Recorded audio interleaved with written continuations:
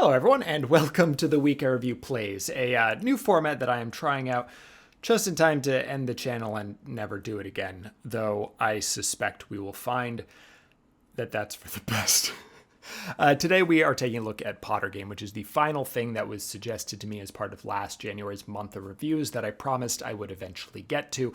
This one was recommended by my actually met him in real life friend Garth, and it is the creation of one Kate Barrett, who is an indie developer based in the UK. She has made other titles such as Ready Player Fuck, Flamingo's Quest, recent favorite, Punch Elon Musk in his disgusting fucking face. And you can probably tell from all of that she does not really believe in the sanctity of copyright or celebrity for that matter. And I'm with her on that. Modern copyright law is largely shaped by the Disney Corporation, and like everything that is good for Disney, it is not great for the rest of society. If anything about copyright was really just about protecting artists, then copyright would end with the artist's death at the absolute latest. But nope, there's another 70 years. So corporations can form monopolies that can stamp out creativity, and that's really all they do. Now, I think it goes without saying that art is valuable in every sense of the word, and I believe that people who make art should be fairly compensated for their work, and also they should be credited for their work and their contributions to whatever form they work in, assuming they want that credit, basically in perpetuity, which are things that I'm quite sure Disney does not believe in. As a result, I have made a point of releasing my videos under the Creative Commons license ever since I found out that was a thing that you could do. Because I really do believe society is better when art is shared and shared alike. I don't want people to take my work and pass it off wholesale as if it's their own, but I think we would all be better off if we assumed that new works were transformative in nature rather than derivative. It is kind of wild, though, that the US is among the more permissive countries out there as a result of the fair use doctrine, which is generally given broader latitude by the courts than the fair dealings equivalent found in countries like the United Kingdom, which itself goes well beyond what a lot of countries have, and that's sad. And that isn't to say that there aren't lines worth drawing. Maybe there should be a certain amount of time that someone gets to have supreme authority over adaptation for commercial projects specifically, although it should be shortened way the hell down. But when it comes to like fan creations or other non-commercial works, it's absurd that companies should be incentivized to stamp out the creativity of their biggest proponents or opponents for that matter. Like, what if the creator doesn't agree with the political message of the inspired work? I don't really care as long as I agree with them. The cartoonist Sarah Anderson wrote this op-ed for the New York Times about the way that her work was co-opted by the alt-right, and then her fears about what AI is going to do next. And I highly recommend reading it, as there's a whole lot to unpack. And because the fascist variants that are impersonating her created a font to match her handwriting and keep her name in the copyright, it's a much more cut and dried, like, oh, fuck that shit sort of situation, right? But imagine if it went the other way. Like if someone took a white supremacist comic, woke it up a little bit, and then like sent it to their clan leader, I would find that funny. The problem then isn't so much what's being done, but who is doing it and to whom. Are you speaking truth to power, or are you punching down? And to that point, I cannot think of anything of any type of person who would be more appropriate to make a Harry Potter game than a trans woman. And Kate Barrett is trans. That's probably important to have mentioned. So let's jump into our game, shall we? Harry Potter, you are a student of Hogwarts. You must collect 30 Box every flavor beans. I've got to collect those beans. All right. Yeah, we're off to we are off to a start. This feels bad. Oh look, it's giant Harry Potter.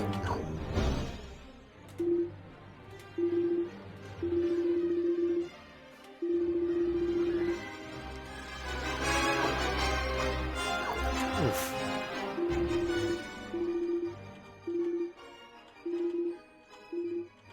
1,000 of these, huh? Jesus Christ. So, I think you can already tell that the vibe of this game is low effort, right? The collision detection is genuinely awful. There's no camera control to speak of. You have to jump upstairs. You can't walk up them. Right. Yes. Robert Galbraith, for those of you who don't know, is an American psychiatrist who is a big proponent of conversion therapy. So. You have collected a scroll. You have collected a card.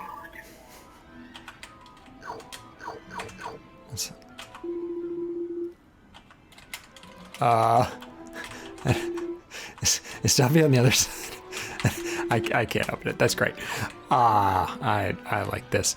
This is good. This is janky as fuck. And oh look, it's Ron. Hello, Harry. It's me, your mate, Ralph Weasley. It sure is good to be mates with you, Harry Potter. Hello, my mate, Ralph. It's bloody nice to be mates with you, Ralph. Bloody hell. I've only got to learn the new bloody spell. Oh, do you want to see it, spells? Harry? You're gonna love it. Here you go. You go to Hogwarts, Harry. I like that it's clearly recorded at a different time. Oh man, I'm wondering if these beans actually matter. Ready Player Fuck is kind of like this. You know, Barrett's other game. You have to collect. Oh, Harry, there you are. We are late for potions class. We have to get to potions class right now, or Professor Snape will expel us, or worse, kill us. You need to sort out your priorities. Ah, nice. It's that. That's the PS1 Haggard, right?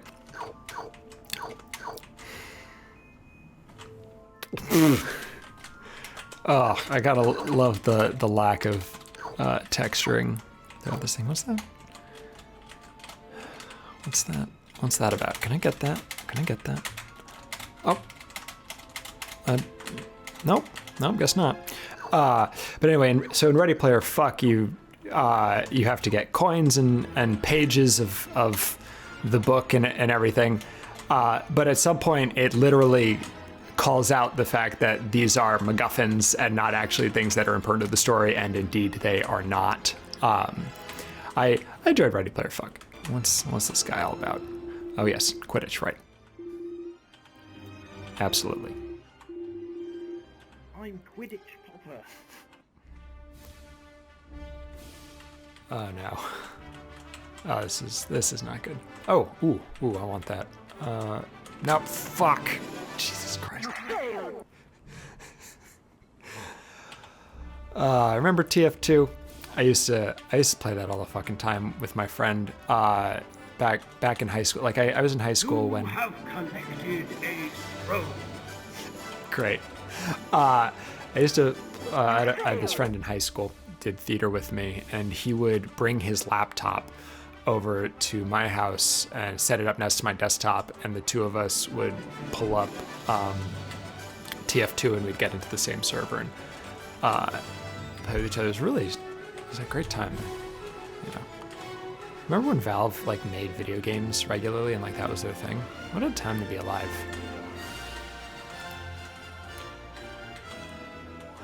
I have to imagine that this is based on Superman 64, although it actually feels a little bit better. Fuck! Oh no. Oh no, I can't. Where is it? No. I take back what I said about it feeling better. Fuck my life. No, I can't do this again. Where is it? Where'd it go? Where are you? Fuck. No. Fuck. Jesus fucking Christ.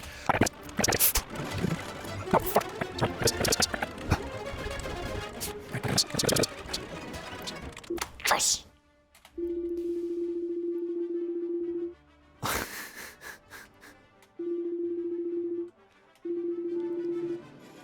Oh, nice. Oh, thank God. That'll help a lot. Even if these are MacGuffins, I do want to collect them, you know? So here's the thing about collectibles. I've never really been much of a collectibles guy. if they offer some sort of benefit, then sure, I will definitely, pick things up. But I don't really go out of my way. I actually wrote for Destructoid way back in the day. I wrote an article about how much I hated the collectibles in Alan Wake. It's really the only thing I disliked about an otherwise really excellent game, because they just totally threw off the pacing. You'd like stop and watch TV, or you'd go and pick up like mugs and shit. And it's like, who cares? I have never in my life, actually, I have never 100%ed a game.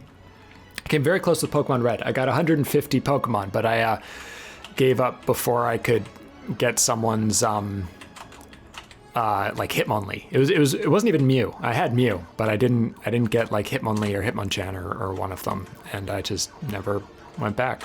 Oh, it's Dobby. Nice. Yep.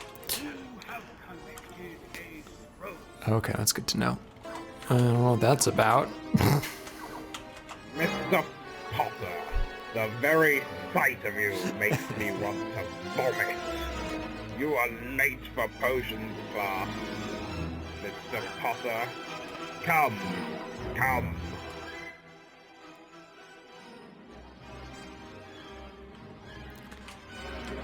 Alright. Let's see what's what.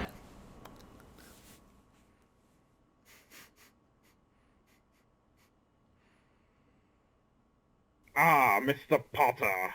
I see you have decided to join us. What is that? If you would please be so kind as to turn your books to page 69. Nice. And we can begin to study in complete silence. When you have completed the study, come and talk to me. When you're quite ready.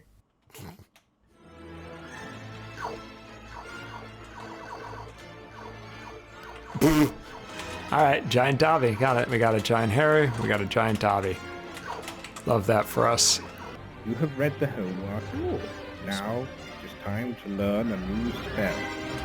Did you know, long ago, before toilets came to the wizarding world from the muggle world, whenever wizards needed the bathroom, they would shit their pants and simply vanish away the evidence?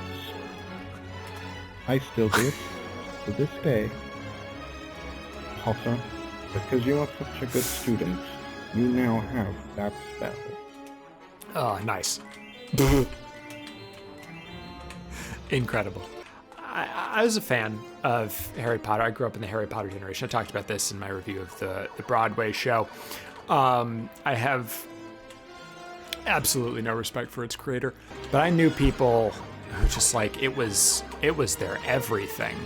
I matched with a girl on Tinder back when I was on Tinder, and she had a picture of herself next to a train, and I was like, oh look, a train, do you like trains? And she was like, that's the Hogwarts Express, you idiot. And I was like, oh, sorry.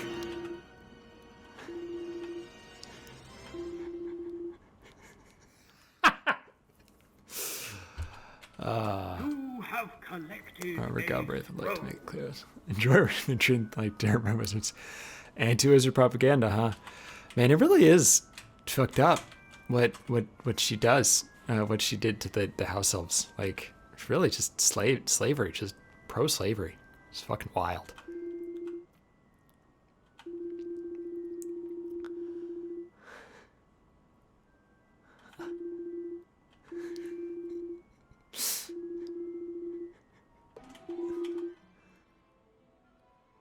Cool. Yeah, I mean, and why shouldn't they be allowed to? Do a great big poo. Got it. I gotta use the thing, right? That's what that is. Let people use whatever fucking bathroom they want. Jesus Christ. Ooh, oh, look at all these fucking beans. I used to work with this guy, and he was, super right-wing. He's a deeply stupid person, and not just because he's right-wing, just like he's just a deeply stupid person. For a while, we would get into like political debates, and of course we talked about the bathroom debate. Let's see what this is. I don't know who that is. I assume that's some transphobe from Britain. I don't know who it is though. Anyway, so this guy is the last thing I ever talked to him about. I found pictures of, trans men who had undergone hormone therapy, who had like big bushy beards, bigger than this guy could fucking grow. And I just like sent him a bunch of those photos, and I was like, what bathroom should this person use? What bathroom should this person use? And he knew what I was doing, and so he just refused to answer the question. And instead he was like, blah, blah, blah, do you want rapists in the bathroom? And I was like, that rape is just illegal, right? And that has nothing to do with this, right? Like, you understand that. And he just couldn't. I was so frustrated by this whole fucking thing. And ultimately I was like, I don't want to talk to you anymore. And he's like, at least I'm willing to listen to other opinions. And I was like, yeah, but you're not willing to change your mind. He's like, of course not. My beliefs are based on my principles. My principles don't change. And my jaw fucking dropped. The acknowledgement that his feelings don't care about the facts. It was just a truly wild, moment. And I was like, oh yeah, I'm fucking done with you forever, dude. All right, I can use the bathroom. Let's see what happens. Oops.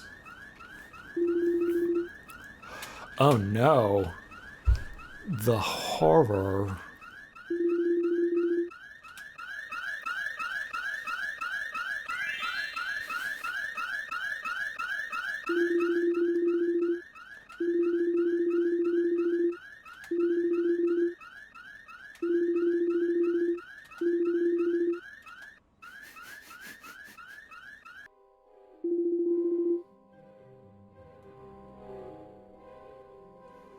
Oh my god.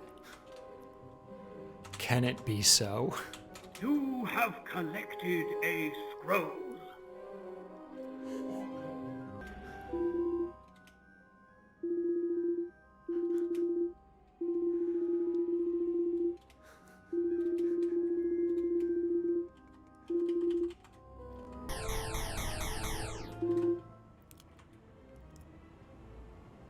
Oh, did J.K. Rowling make another book series?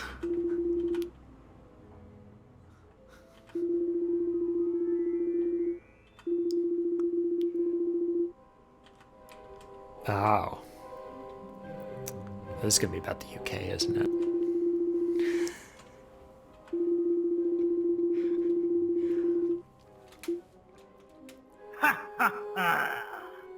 Harry, but now that you have learned what you were never supposed to know, I have to kill you.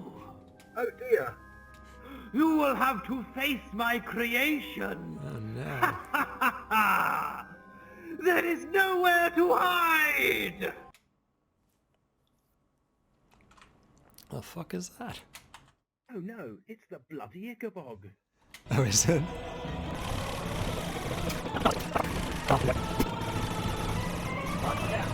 I defeated the Ichabog. Horcruxes, huh? I must get out of here and tell everyone what I discovered. I hope it's not too late. I have to tell Wait! Dumbledore! Oh no! Dumbledore, I need to speak to you. I have discovered something huge. Bloody hell, we're too late. Too late? I'm dying, Harry! What happened to Dumbledore? He's been cursed with one of the forbidden curses, Impendio Britisho. It's a curse that makes you so British, you become completely unbearable. And then you change. The British Isles! Churchill! The Beatles! The Who! The Sex Pistols! Just some of the many, many quintessentially British things that come from this plucky little island. There's only one person who could be behind this. Robert Galbraith himself. Bangers and mash, rainy weather, complaining about the rain. Having a day out on the beach and it rains, and you have to hold an umbrella. The British summertime. And we British love to complain. We love to complain about the queues. We love to complain about the weather. And if there's one thing that unites these divided isles, it's this. We love to complain. When you eat your crisps on the bus, and you feel awkward, so you try not to make too much noise. When you can't decide what kind of tea to have, or which Oh, the mix side is of incredible. John has the cream on. And then you say, damn it all to hell! We're British, aren't we? And complaining is the one thing that brings us all together. Sitting around the wireless on a rainy day, listening to Tony Blackbird's sounds of the 60s on radio 2 while enjoying a hot crumpet. And though we may have our differences, we are deep down all quintessentially British. And we love to complain. We love to complain about the weather and how it's always rainy and overcast. And to that, I can say, Britannia truly does move the waves. Ooh. He became so obnoxiously British he turned into a copy of Love Actually. Harry, there's no time to lose. Robert Galbraith is going to cast Incendio Britisho on the whole of Hogwarts. It's the only way he can pull off his nefarious plan, by making everyone British. Because British people are very gullible, and if you appeal to their ironic sense of national pride, you can get them to do anything. Look, I'm American. That applies to this too, but like, oh, it's good. That's real good. Robert has 8 Horcruxes strewn about the school. Ew. In order to defeat him, we must find them. Wait, what about the beans? You must forget about beans, Harry. MacGuffin Find indeed. the Horcruxes. Have you seen anything in this school that feels out of place? Yeah, Harry. Big If Harry. you see anything that looks like it shouldn't be in Hogwarts, it Big might be a Daddy. Horcrux. When you find one, shoot it with this spell. Good luck, Harry. Ooh, more spells. I do love spells. I do want the beans though. A sec before I go get. Oh, is that one? What's the... Yep, that would do it. Let's go check on Big Harry.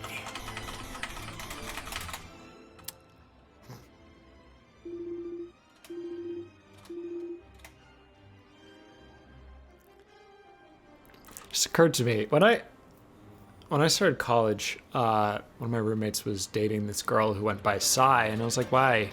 You know, what's her real name? And it was not that. Nothing that even had nothing that had an S in it. And he was like, oh yeah, it's because of Sirius Black. Apparently, at some point, are those Horcruxes? Oh, that might be. So it was.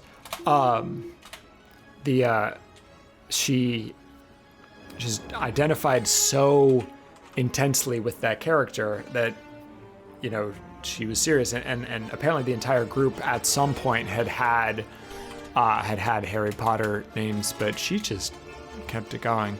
Let's shoot some Horcruxes. Gotta be something in here. Oh, I don't even know what that is.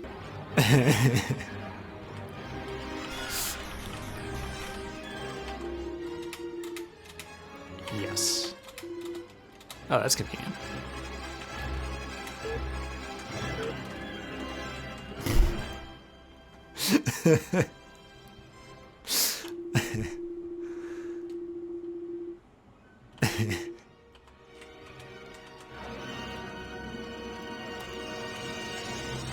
Oh, Ricky Gervais.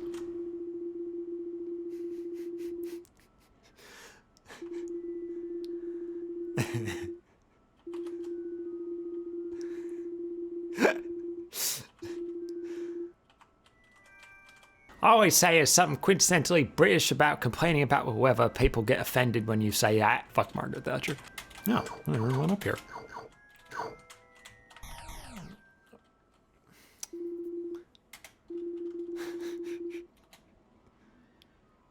Who's that? Very dramatic. Do I go follow him? Probably not. Oh no. Snape, oh no! Harry, dear boy, I'm dying of laughter, thinking about all the wonderful, funny, clever British sitcoms. The British are simply peerless when it comes to wit, wouldn't you say? Have you noticed British people love to say the things they like are quite good and not bad, because they can't ever communicate their true feelings? Quite good, wouldn't you say? Oh, when Del Boy fell through the bar, I thought I died. That's okay. Nice. He became so British he turned into a box set of Derek. Up here, right? Up here, yeah. Oh, is that what this fucking umbrella? How quintessentially British indeed. Oh, it's the man again.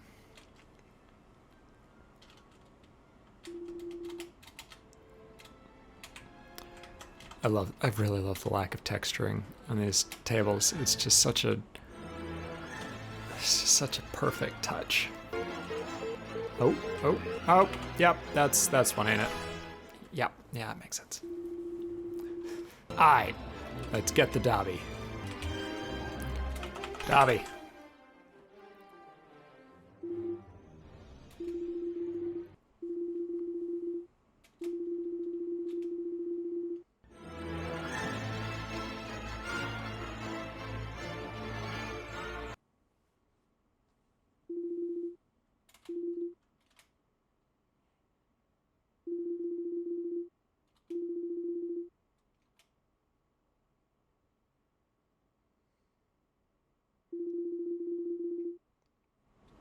Alright, confirmed some fucking British transphobe. Scrapped their pants, Harry, but then grabbed Lena and brought in the idea of a toilet from the Muggle world. But he had an agenda. He made it so you can only use the toilet that corresponds to your birth sex, and it caused no end of trouble. And I would have gotten away with it too. Only by turning everyone into this school British can I make them gullible enough to believe in my plan. The British are particularly susceptible to my beliefs because they've all been fed a diet of transphobic comedy shows. Monty Python, Little Britain, even Benny Hill. British people eat that shit up. True story about Little Britain. Actually, I dated someone for a while who was not cisgender, who really liked Little Britain. In retrospect, that's kind of odd. I don't know if they knew they were not cis at the time, though.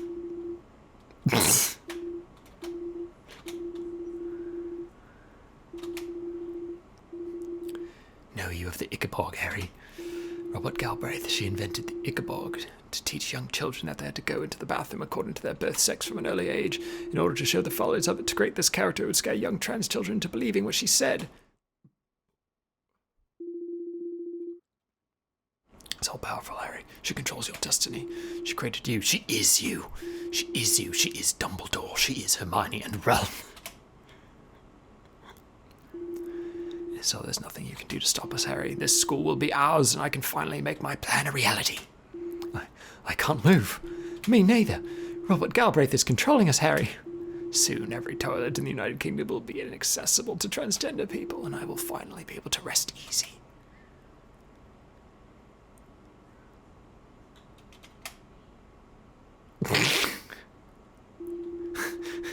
You know, it's not easy being the only sane man on the planet, you know, which is why I like to relax with the dulcet tones of Stephen fucking Fry. What a quintessentially British voice. What a national treasure. There's just something quintessential about it, that British grasp of language, unlike the uncivil languages of the rest of the world. There's just something so quintessentially expressive about it. Ah, the British, that plucky little island that created the Sex Pistols, the Who, Mr. Blobby, and the Clangers. What other country could say they invented all that and more? And you know, there's just something so quintessentially British about that British sense of wit. Fucking hell. what happens now? Oh? Oh. What's this? Bloody hell, who is that skeleton? You know who I am. After all, you have already met my humble servant. I am Robert Galbraith. Oh. You see, I died a long time ago, and Harry, you have finally collected enough beans. The bonus bean room is now open! wait, I haven't finished! Oh boy, I'll be right back, guys. Wait for me, okay? Incredible. Fucking incredible. I love it.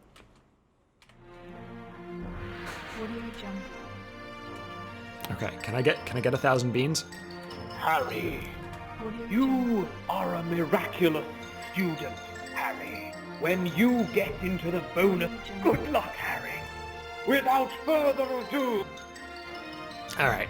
Oh, yeah, we can go up some fucking stairs. Jesus Christ. Ooh. Alright, I think I can get to 1,000 here.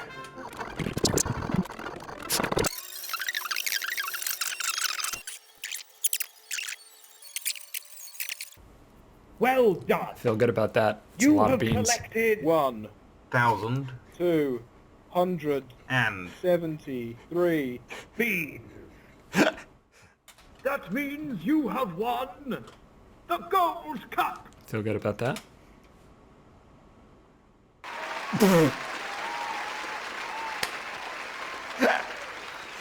Oh, perfect. Oh, what a perfect note. Oh, beautiful.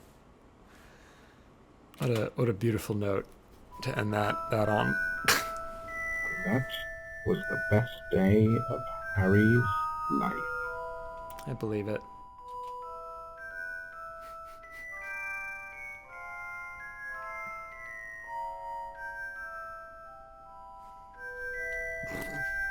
Something changed in me that day. Something melted my cold, callous heart. I saw in that boy, Harry. Beautiful Christmas story. Anyway, I died, and I have to go back to heaven now. Farewell.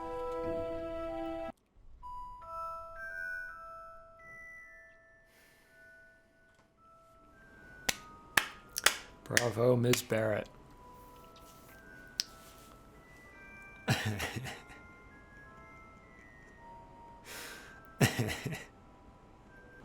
Black Lives Matter and Black Trans Lives Matter indeed. So, that was a wild ride, huh? Ah, man. Comedy in games is hard, but that fucking nailed it. Really, just excellent use of satire. And really, it feels like the thing that the franchise deserves, right? Like a reminder, not just of how like weird and dumb Harry Potter can be, but also how much worse it's gotten the more that its creator has felt compelled to just speak about literally anything. There are a lot of great moments in there, but my favorite was definitely when Skeleton Robert Galbraith came in and was gonna talk about anything, and the game was just like, nah, get fucked, Bruno. And I hear a lot of people who make statements like J.K. Rowling is a gross little worm, and I would pity her if, I could even muster up that much care. And I like the sentiment, I do, but I never believe it. Like it's too pointed. There's too much thought that goes into something like this. Like, I know they don't want to care, but it's clear that they do.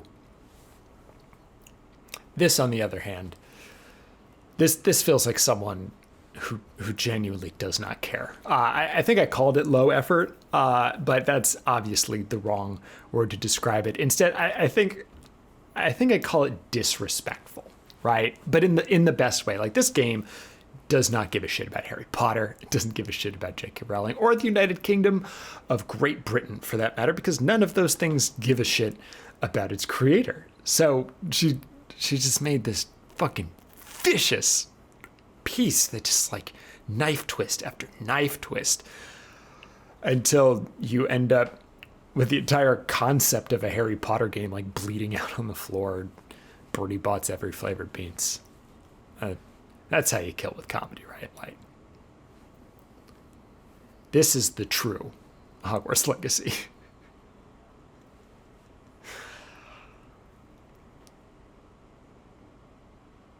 9.0 out of 10. So thank you so much for watching, and thank you particularly to my patrons, my mom, my cat Sarkata, Benjamin Schiff, Anthony Cole, Elliot Fowler, Kojo, Phil Bates, Willow, I Am the Sword, Taylor Lindice, and everyone else. I've got 2 more videos left, and then it's over. So I'm looking forward to the next 2. They are about things that I was not asked to review, but I'm gonna review. So that's yeah. I hope to see you in them, with them, at them. Or what a wild experience this was.